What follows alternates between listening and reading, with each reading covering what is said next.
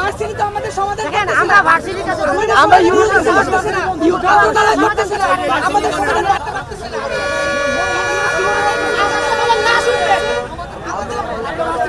আমাদের ভার্সিটি সমাধান করতেছে না কোনো সমাধান দিচ্ছে না মাঝে অদৃশ্য শক্তির কারণে দুইটা মাস আমরা সব জায়গায় গেছি প্রেস ক্যামেরা মানে বন্ধ করে এইখানে কথা ভাই সব জায়গায় অনেক করছি সব জায়গায় সাধারণ জনগণ কিন্তু করে আপনাদের ভিতরে আমরা সব জায়গায় মাননীয় রোগী আছে এজন্য ঈদের মেইন রাস্তা বলে আমরা এখানে ইউজ যেন সরকার অবশ্যই আছে জনগণ যাবে সেটাই তো কাজ সরকার কেন আমরা যখন কারো কাছে গিয়ে সমাধান যখন পাই নাই তখন সরকারকে সমাধান করতে হবে। আমাদের গত যে 26 এপ্রিল আমাদের একটা আন্দোলন হয়েছিল, যেটার কারণ হচ্ছে আমাদের ভার্সিটির একটা মেয়েকে তার বাবা হারার কারণে সে মেয়েটা মেকআপ মানে মিড পরীক্ষা দিতে পারে নাই।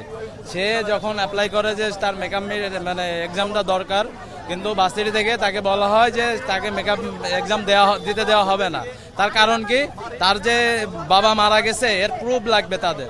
তো একজন সন্তান তার বাবা হারানোর পরে সে কি তার প্রুফ নিয়ে কি ভার্সিটিতে দৌড়াদৌড়ি করবে? RICL TMX, যুগের পর যুগ স্থাপনা থাকে মজবুত।